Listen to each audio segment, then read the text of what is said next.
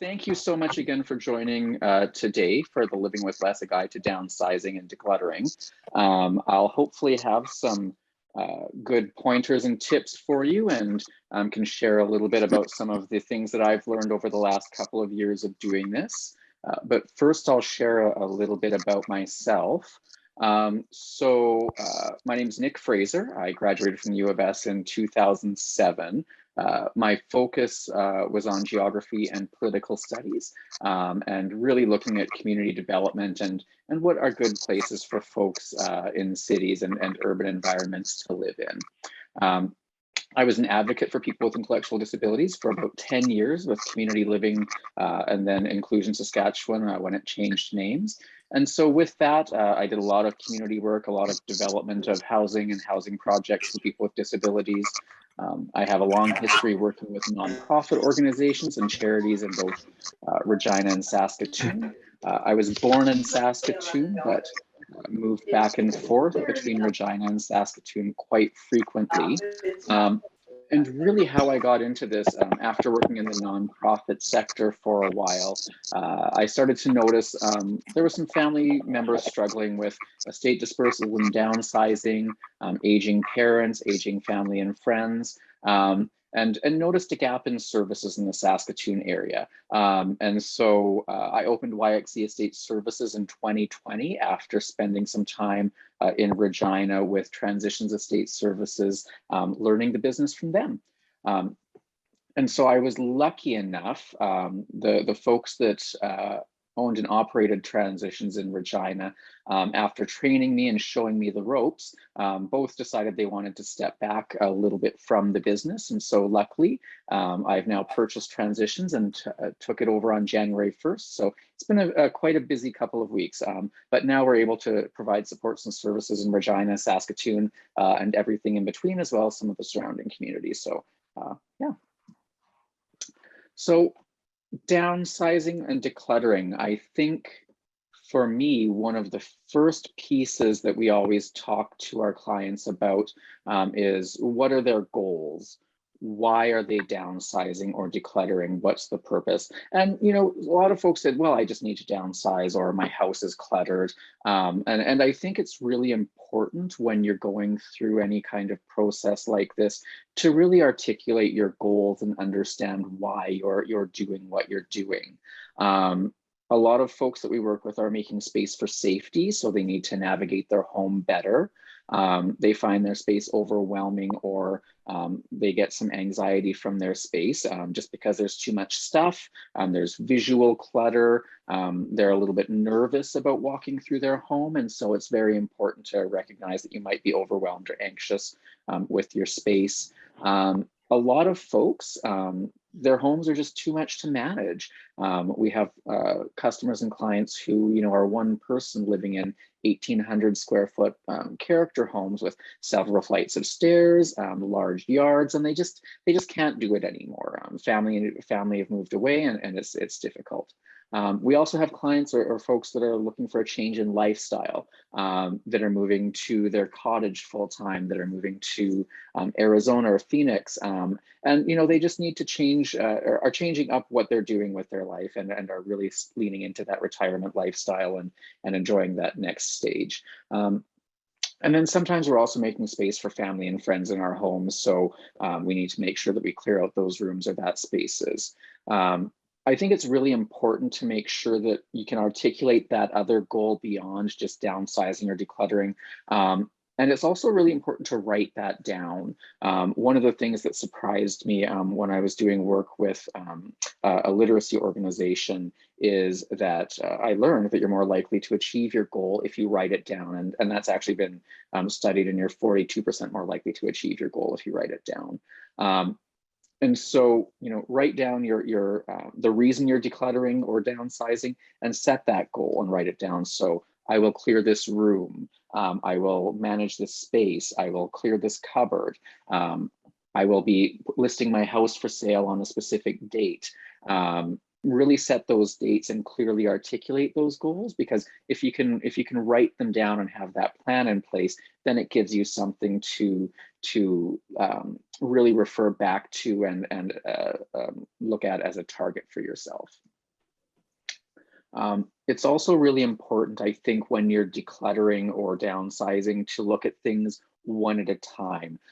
If we look at our entire house or our entire property or our entire condo or apartment, it can be very overwhelming. So I think it's really important to look at one space, whether it be one room, one cupboard, one small area, and tackling things one at a time. So not trying to like clear out an entire room necessarily, but looking at what can I realistically do in one day.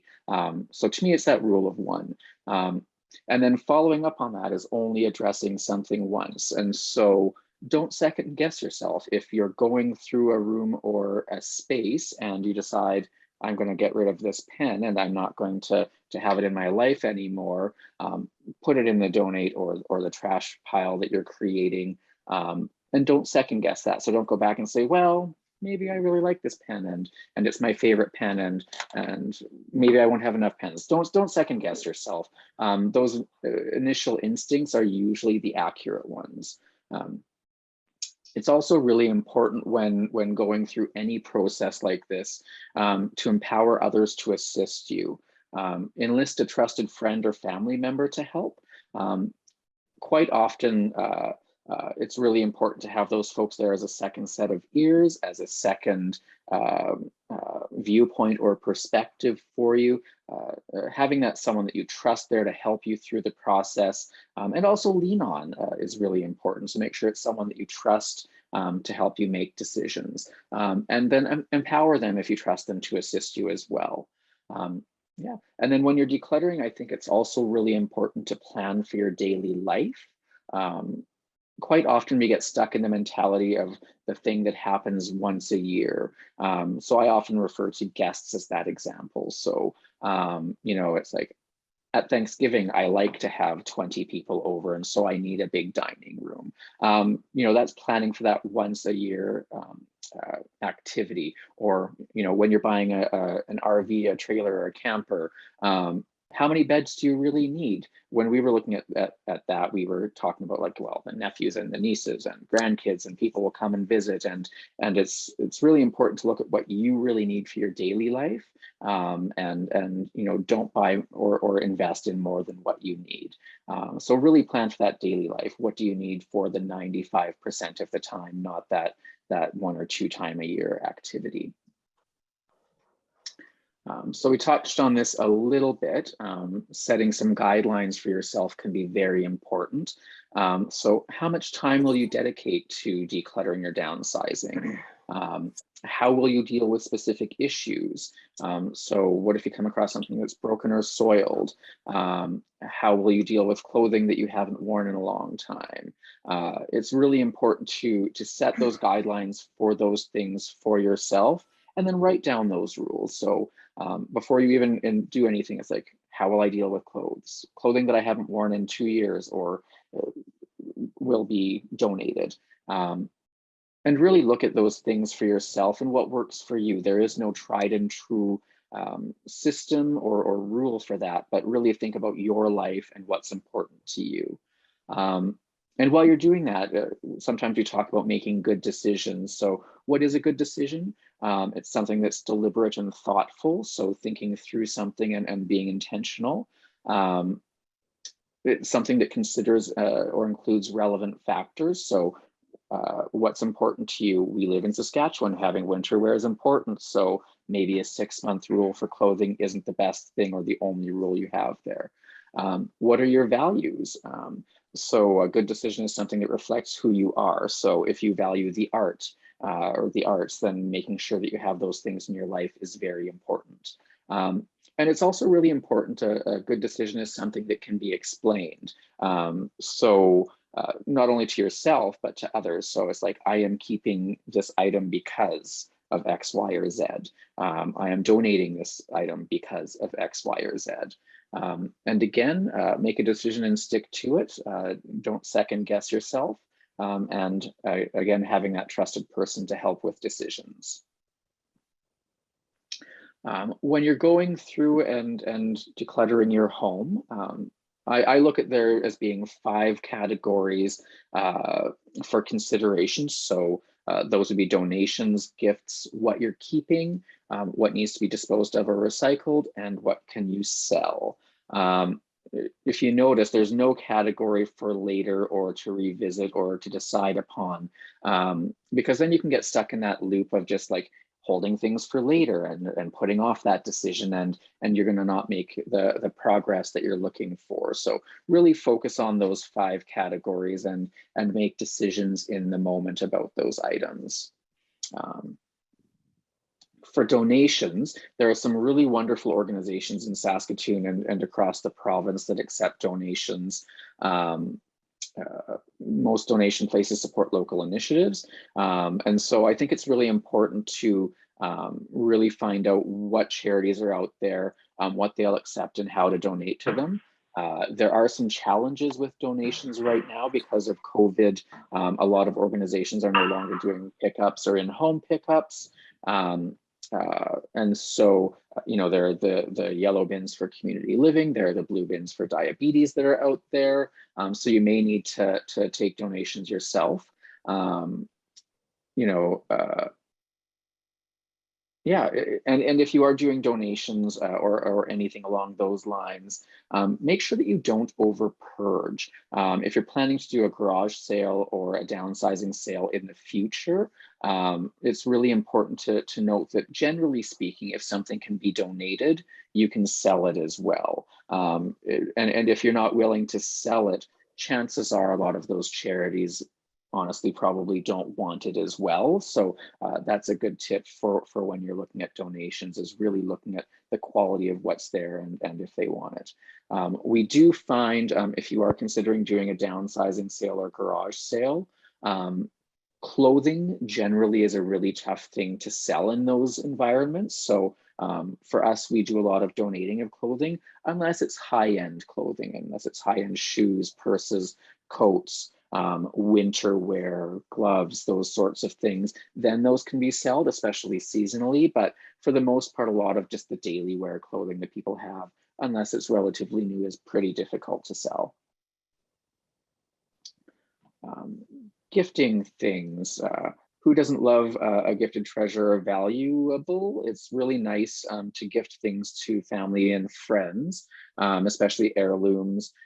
You can look at, giving away parts of of things that you're gifting to people, bequeathments early as well. And of course, there's always those special occasions. So make sure that you're keeping those gifts that you're buying for special occasions or events. When it comes to a lot of the things that you're giving people, I think communication with them is very important. It's important to ask the person if they want the item, and discuss what items you'd like to gift to people with them, and with the person that you trust to verify the intention of the gift. So if you're planning to leave something as part of your estate and as an inheritance, it's really important to have that noted or identified. When we're doing a lot of our work with downsizing and estate dispersals, a lot of the time conflict comes in when someone comes through the door and says, well, grandma or auntie said that they were going to give me their china set, and there's no validation of that or proof of that. And so that can add to tension to family. So make sure that you're documenting who's getting what and when. And it is really important to see if they want that item. You may be making a little bit more work for yourself and adding a burden to that family member that you didn't intend to. And this category, I think, is really important, the keep category. It's really important to focus on your goal. And this really is a time to think about yourself and your needs and your wants. Quite often, again, a little bit of a caution that we come across is we do come across family members who don't understand a need to downsize or declutter. They aren't accepting that the person in their life needs to move on to a smaller, safer space. And so they can actually be a little bit of a barrier to that. So make sure that you're really thinking about yourself, what your needs are for daily life, seasonally for peace of mind, and really what you want in your life as far as hobbies and pleasures, and joys. What's really important to you and what is important for you are both great things to consider. So what's important to you, again, those are things like your lifestyle choices, where you want to live, the types of things that you want in your home, how much square footage perhaps, and then what is important for you. It's important for you to have possibly access to good nutrition or access to medical care. So it's really important to look at those things. And again, when it comes to these items, write it down as a reminder and a guideline for yourself. And then disposal and recycling. As we're becoming more and more aware of the impact of waste and disposing of items, it can become a little bit more difficult to get rid of things. As you're going through things, set rules for yourself about what you're going to dispose of. So if the item is broken or damaged, if it's unused in 6 months or a year or 2 years, look at getting rid of things that are past their best before date. And look at items that are soiled. Those are just some possibilities of some rules. There are exceptions. When I'm talking with folks, I have my favorite spatula that is the perfect thing for flipping eggs in a frying pan. It's just that perfect weight and that perfect bend, and you can get under there, and nobody else wants that spatula except for me. So there are exceptions for those rules. And then there are also great resources for assistance out there for helping as well. So we'll help you go through things with our businesses, but there's also other junk haulers. You can order a garbage bin. And I think the garbage bin piece is really important. If you do know that you have a lot of things to dispose of, and you have the family and the manpower to do it, ordering a garbage bin and having it put on site can actually be the same cost as taking junk runs to the landfill yourself or for family members. So it's really important, I think, to look at the garbage bin. There's an organization called Saskatoon Services for Seniors that might be able to provide some support as well. And then there are the various recycling organizations in Saskatoon. So there's Sarcan, and they take your used paint supplies. They'll take computers as well. So Sarcan is great for those, as well as just the regular day-to-day bottle recycling. There's Cosmo Shred, and they are phenomenal. Their rates for confidential shredding are very good. It's also important to note hazardous waste days. So when you're downsizing your home or moving, the city of Saskatoon has opportunities for you to get rid of hazardous waste. So things like paint, gasoline. We come across so many chemicals in folks' homes. It's really important to note those days. And then there's another organization that has drop-off locations to recycle eyeglasses around the city. So there are lots of opportunities to recycle items that you're coming across as you're decluttering that you don't need anymore. And then selling items. So selling can be a little bit challenging. We have so many opportunities to sell things online and in different ways. I will say online sales, it's tough. I've been working with a client right now, and it's very frustrating sometimes when you're dealing with the no-shows and all of the texts on Facebook Marketplace. It can be very challenging. So be aware that when you're trying to sell things, it can be very time consuming. But selling is a valuable and useful way to declutter. There are other services like ours. You can sell online. There's consignment stores out there, and there's auction services. So you have lots of places and things that you can look at to sell things. I do often give a caution, though. The intent to sell something in the future can be a challenge. Some folks do that. Well, if I just fix this, then I can sell it. Will you actually do that? Will you actually fix it, and will you actually sell it? It's really important to reflect on if and when you're going to do that. Also, with selling items, we have a lot of things in our life that we've spent a lot of money on, that we've purchased as an investment or view as having high value. And as trends change and as things change, they may not be worth as much as you're thinking they are. So it's really important when looking at things like your china sets, collectibles from Franklin Mint, different collectibles, Royal Dalton, things like that, that they may not have the value anymore that you expect that they do, because those things and the trends are going down, where surprisingly right now, the 70s and anything from the golden girls age is on the way up in popularity. So you may need to revisit a little bit of what you're thinking has value and what you can value it at to sell it as well. I think it's really important when you think you're done decluttering that you revisit your goals as well. There's no magic formula for decluttering. You know, we've all heard of sparking your joy, and there's books about the 5, 10, 12, and 100 ways to declutter, excuse me.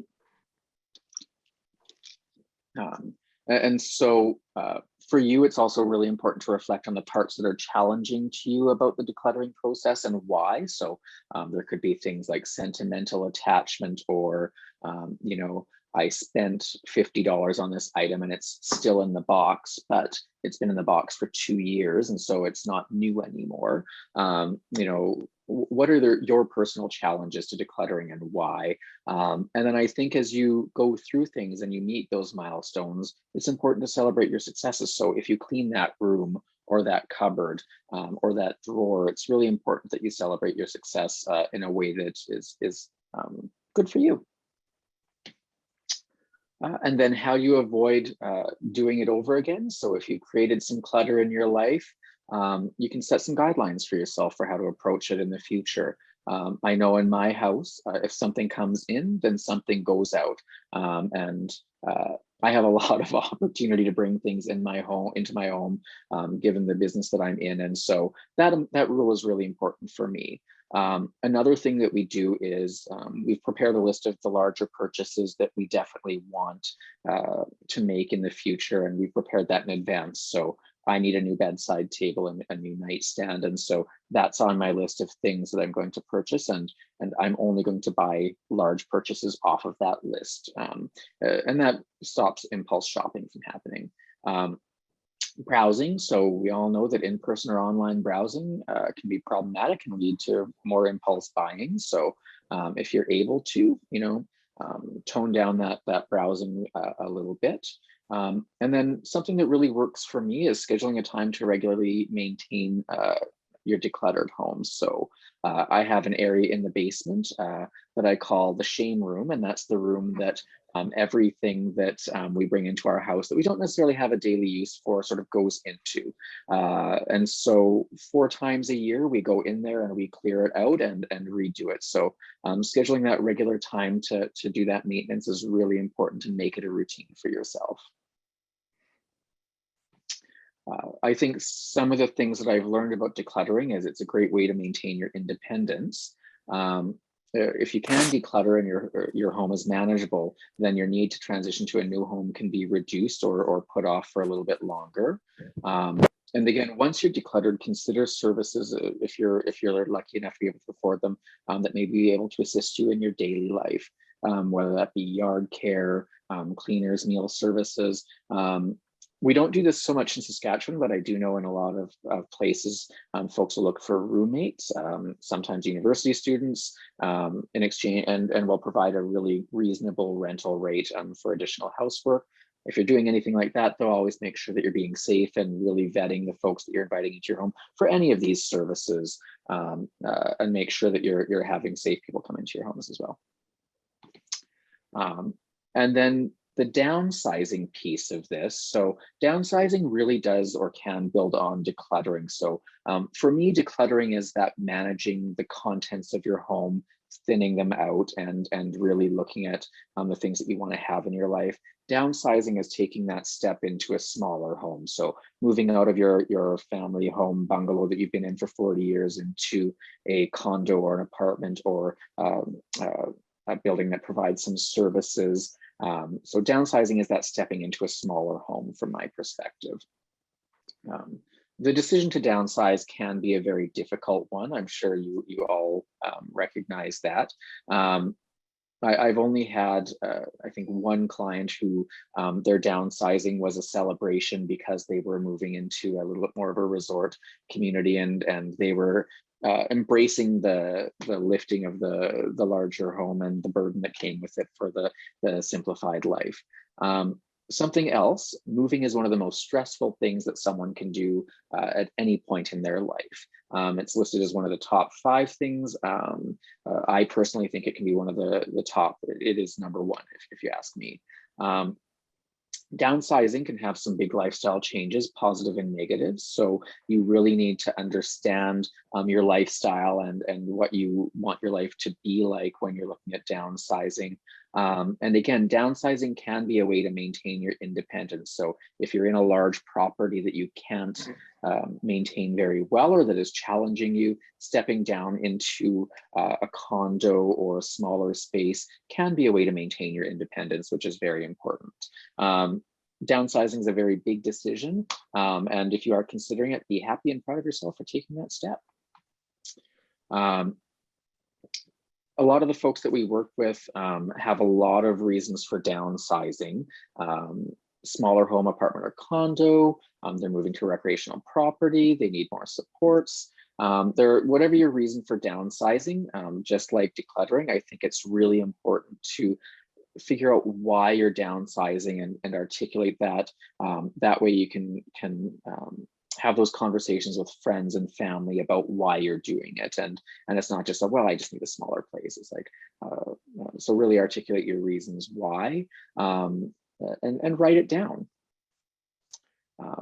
When you're choosing a new place, there are some really important considerations to make. What are your priorities in your new home? Is safety an issue? Do you want something with security doors, or something with a little bit of a gated community? Is location important to you? Are you a country person, or are you a downtown person? Really asking yourself where you want to be. Is the space accessible? If you're starting to experience some mobility issues, what is important for you for accessibility now, but also what is going to be important for you for accessibility in the future if you're expecting that you have or expecting some degeneration or some changes in your mobility or ability to live alone. How much space do you need? What size of a place can you live in a small place with a kitchenette, or do you need still need the 2-bedroom with a full kitchen and dining room? Really look at those size things that are important to you. And of course, budget is important for all of us. Again, where do you want to live? House, condo, something with amenities, near parking and transportation, near shopping. Where you want to live can be one of those really important deciding factors for you.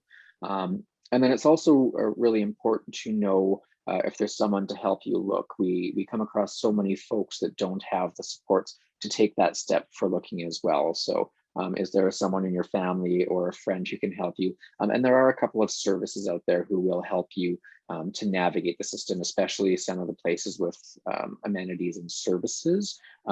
So I do know there's Assisted Advantage as one service out there that helps folks navigate some of the options that they may have.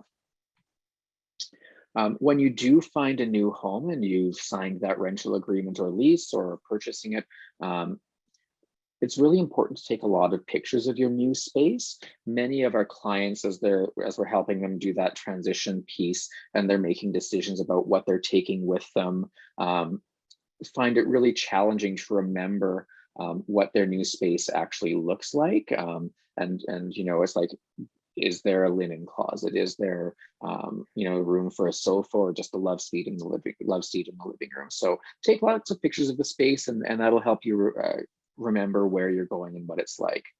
A lot of places can provide you with a floor plan of your apartment or suite or home that you're getting. So, and again, that can be really helpful for determining what pieces of furniture and helping you lay out that space. And then some places may have restrictions as well. So There may be restrictions on the furniture that you can take with you. Some places don't want large, bulky furniture because if they're providing a cleaning service, they can't move it. Some places restrict visitors. That's particularly relevant during COVID right now. Pets, if you're a pet person, it can be really important to have access or the ability to have pets in your home. If you're a smoker, smoking can be important. And is there parking? Is it indoor? Is it outdoor? And is there additional fees for that? And a lot of places can provide you with an amenities and service list of what they do provide and the rates and things that they charge for them. So it's really important to ask for all of those pieces as well. Again, this is a time to be focused on yourself. So keys to your decision making can be, what do you need in your new home? So, you need a bed, you need dishes, but how many dishes do you need? And then what do you want in your new home? So do you want your keyboard, piano, or organ? Are you a music person and you want to have that stereo system? Really, those wants are just as important as the needs. And then what do you need to replace when you're moving into your new place?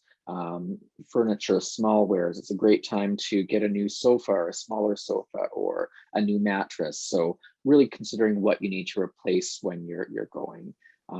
What services and amenities are important to you? So is a meal service or cleaning service important? Or are you still able and happy to do it yourself? And then is there a community as well?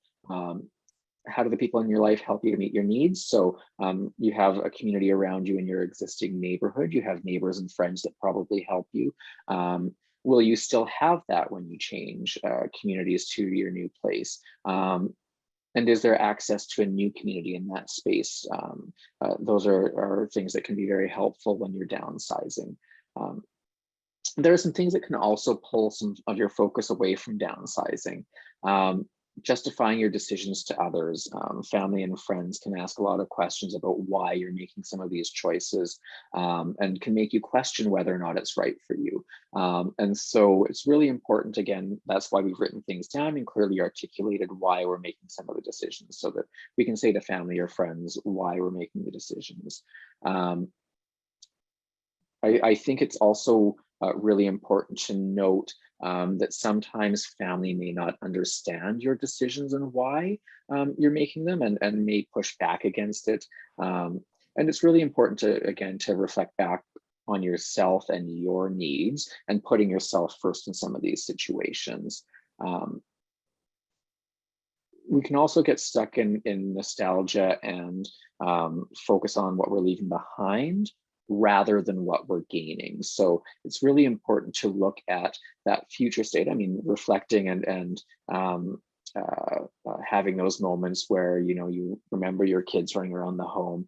They're very important and they're very helpful, but we can't get stuck in those moments. So it's really important to focus on what you're gaining in the future.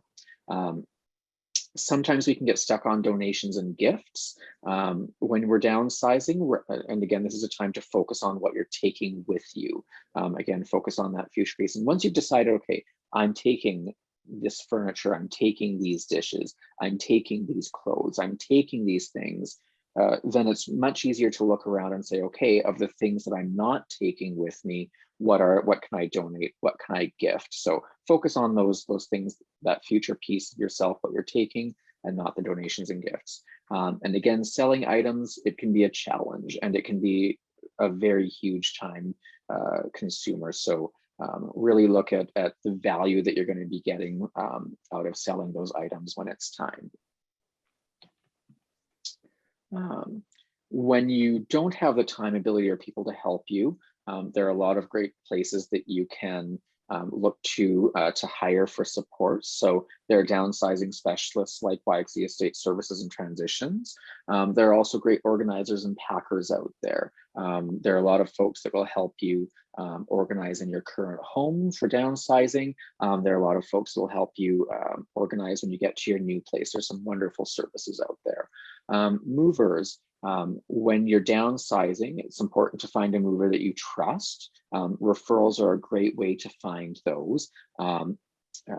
One thing that's important with movers is to book as soon as you know your move date. So really that move date is that pivotal point for you when you're downsizing. Book as soon as you know, and then the mover, if they're a reputable mover, will provide you with a contract that will outline cancellation policies, what they will and won't move, how they want you to pack things up. They'll provide you all of that information. So book as soon as you know your move date and get all of that relevant information from them. There are some great cleaners out there to make sure that your home is ready for sale or for handoff to new owners. As well, there are some great cleaners that will help you make sure that your new place is clean and ready for you as well. Realtors, so realtors are very helpful. They know a lot of folks that are in these service areas and can help you make referrals to these places, but also hiring a realtor that you trust and getting a referral for a realtor is very important as well. Different realtors can specialize in different neighborhoods, different types of homes, have different client bases, so getting those referrals can be important. Looking at possibly hiring a handyman if your home needs some small repairs. They can be helpful to make sure that your home is sale ready. And again, realtors are great referrals for these pieces. If you are looking at doing things like home repairs or looking at doing any modifications to your home before you sell it, definitely talk to your realtor about those decisions, because they're going to be able to help direct you on what's going to be worth your time investing in versus what is not.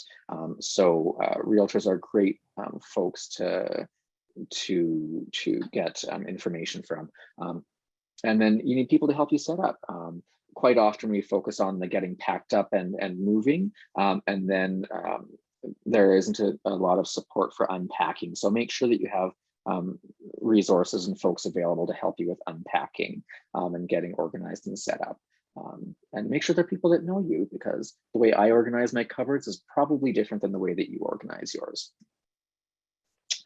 I think one of the pieces with downsizing that's quite important is planning. Get a calendar, a physical calendar, or whether it be the calendar in your phone, and plan out key dates and milestones. So really, once you've found out what your date for wanting to list your home is, or your moving date, put those in your calendar, and those are the really key dates that you build everything else around. So they're the dates that help you to determine when you need people there to help, when you have family and friends, what services you need to hire and when. So working backwards from that move date is really important. Having a friend or family member work through some of that calendaring and scheduling with you can be very helpful. When you're coordinating people to be there to help, whether it be family or friends, friends often volunteer to help, and you can rely on them a little bit. Friends are very helpful, but it is really important not to over rely on them. We've come across a lot of circumstances or situations where it's down to the 11th hour and family and friends were supposed to help, and folks have been left high and dry, and so they've called us in an emergency situation to help. And so it's really important to really know if your family and friends are able to help, and make sure that you're not over relying on them. We had one client who for them, I think it was about the 6 weeks prior to her move date, was expecting that every weekend she would have 3 or 4 people come and help her, and the same 3 or 4 people. And the first weekend they were happy to help. The second weekend it didn't go quite as smoothly, and they didn't show up for the third weekend. And so it's really important to know how much to rely on family and friends. Again, prioritize what you're taking and how you're going to get it there. Focus on yourself, that future, and what you're going to keep and take with you, and the rest will sort of clearly determine whether or not it's something for the bin or to give away. And again, deciding what's important to you. The earlier you can make decisions for what you're doing, the better for planning. So if you're self-managing or if you're hiring, there are some different considerations, but if you're planning to do that, the earlier the better. If you're self-managing, again, focus on what you're going to keep and take with you when you're making decisions, and sort things into those categories early. The sooner you can, the better. Find out who will help you and when they're going to help you. If you're self-managing and taking care of the process yourself, gifting things, selling things and donating things early in the process is important. Especially selling can take longer than you would think it will. And then book any necessary services as soon as you can, whether it be haulers, movers, cleaners, garbage bins, whatever it may be. The sooner you can book them, the better, because especially movers, especially at the first of the month, they do book up quite quickly. Considerations as well are what supplies are you going to need? So boxes, paper for wrapping items, tape, labels, cleaning supplies. I will say, honestly, to my experience, U-Haul is the most inexpensive place to buy boxes, but the wrapping paper, tape, and labels, there are other places that are better for some of those things. If you're planning to have a garage sale or a yard sale yourself, making sure you have a cash float, and again, family or friends to help with that. And then really figuring out what you're going to do with what you can't take, because there will be things left in the home that you can't donate, that you can't sell, and that you can't necessarily get to the landfill yourself. So really that's where you're figuring out if you're going to hire a junk hauler or have a Laura's bin brought to your home to meet your selling date. If you're hiring a service similar to YXC or Transitions, focus on what's you're taking and what's important for you to gift to family. Don't over purge if you're wanting us to have a sale for you. Remember, if it's donatable, it's sellable, and allow that service to go through and do that hard work for you. Having clear timelines as well is important. So what date you want to list your house, what date is the possession date, and understanding what those are. And whenever you're hiring someone as well, I think it's really important to have a trusted friend or family member with you. They provide safety, first of all, for you. They can provide a different perspective. They'll hear things that you aren't necessarily going to hear and understand. And they'll help you look out for your best interests. So again, decluttering and downsizing can enhance your independence. In all situations, you should really try to enlist the help of a trusted friend or family member. You don't have to do it alone. Plan early and then write down your goals, objectives, and milestones.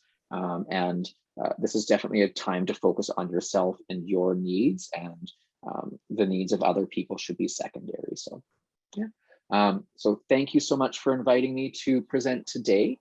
That flew by pretty quickly there. So thank you again, and I will hand things back to Virginia. Well, thank you so much, Nicholas. That was a great information on downsizing and decluttering. So we'll now call for some questions, and you can type your questions in the chat box and we will watch for them.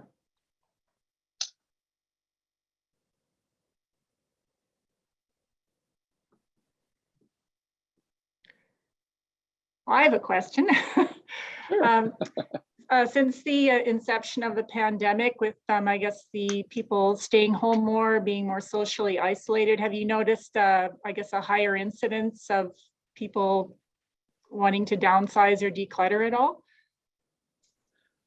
So I think in the first year of the pandemic, things really slowed down for us. And so there was a little bit of a lull, which was nice. It was a good year to really start in this field. What I've noticed though since January of this year, the calls for services have skyrocketed. So I think now that folks are a little bit more comfortable with the pandemic, things are really picking up for us.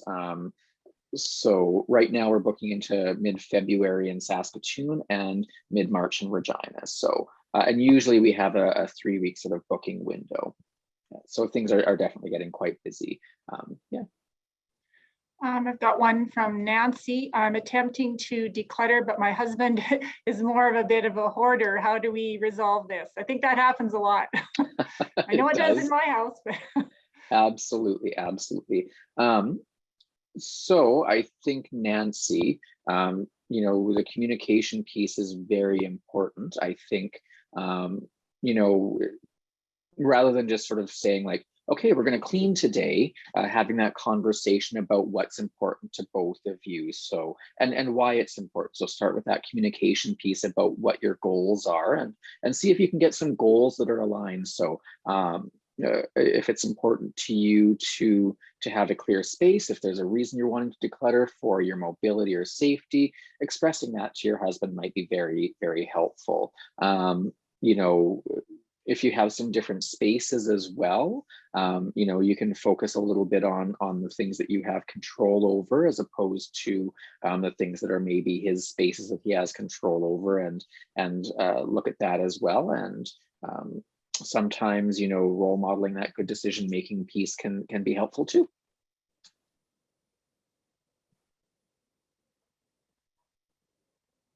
Any more questions?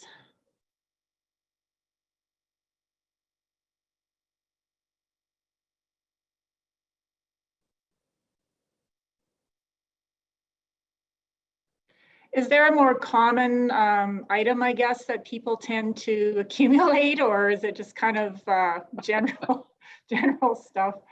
Sure. So, I mean, we've seen a variety of different situations, and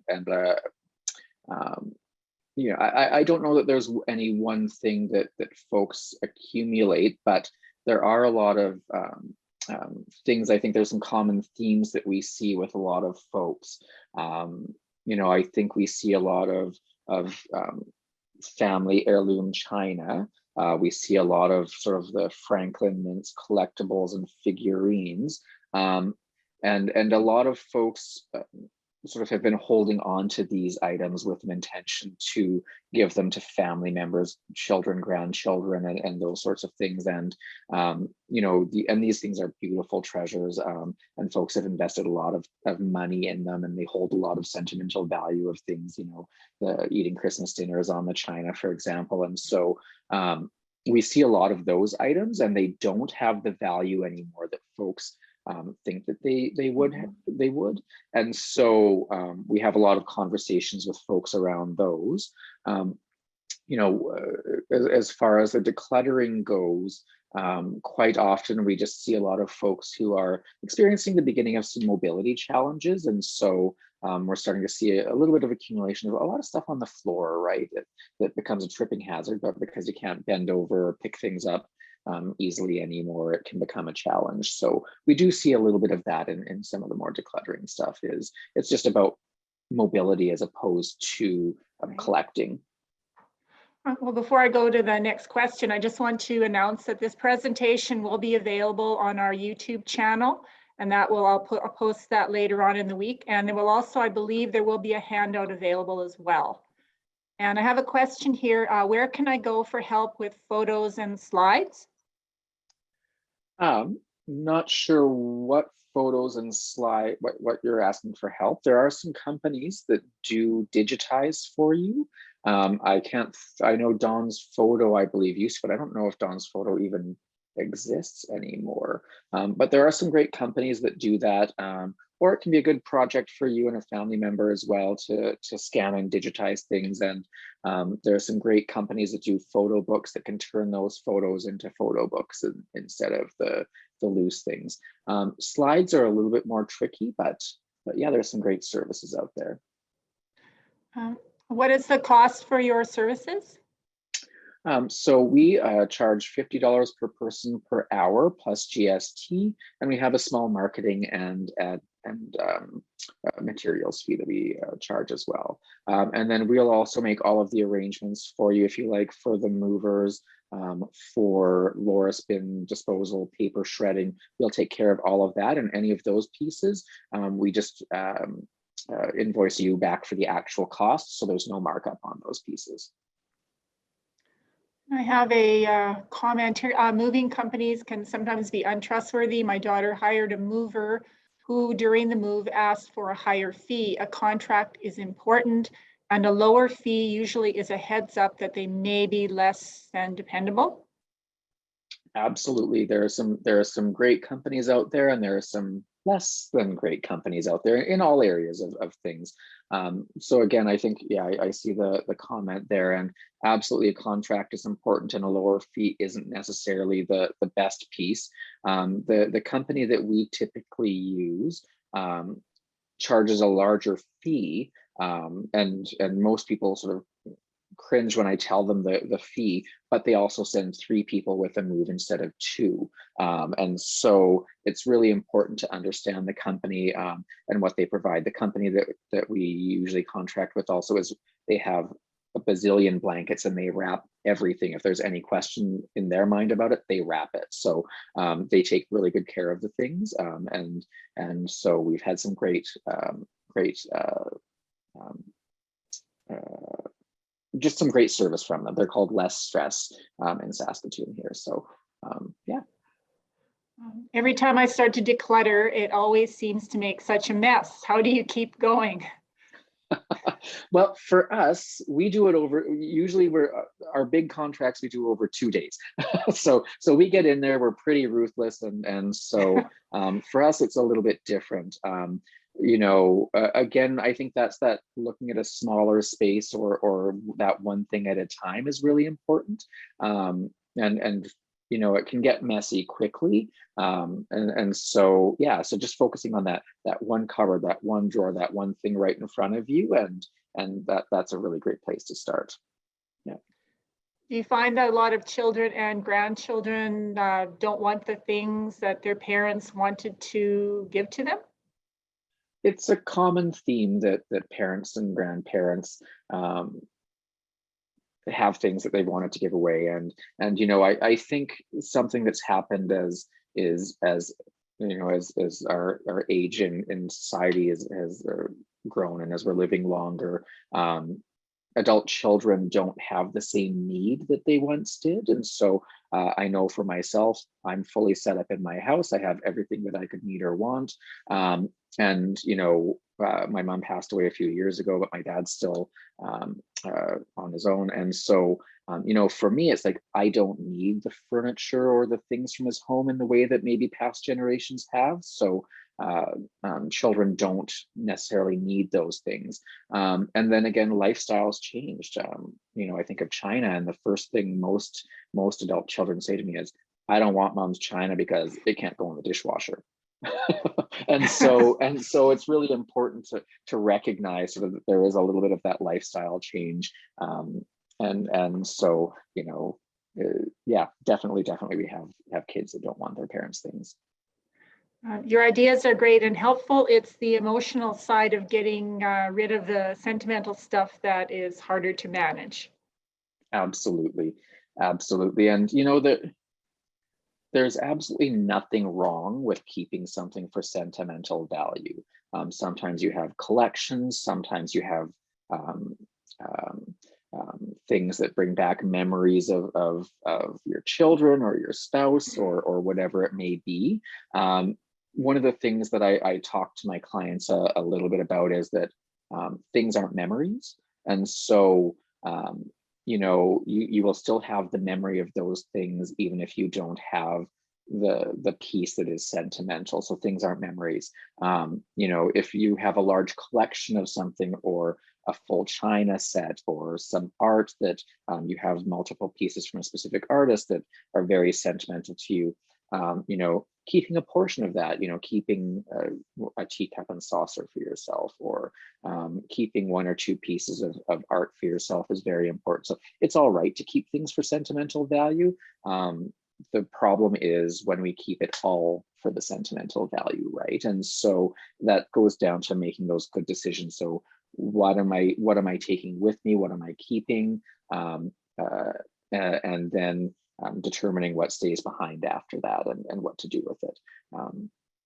And it's okay also to go down memory lane and be sentimental and reflect on those things and those pieces. You know, if you are leaving a life behind, or a home behind, or things behind out of necessity. So if you do need to access more services, or if something in your life has changed, it's okay to grieve that as well, and to visit that sentimentality.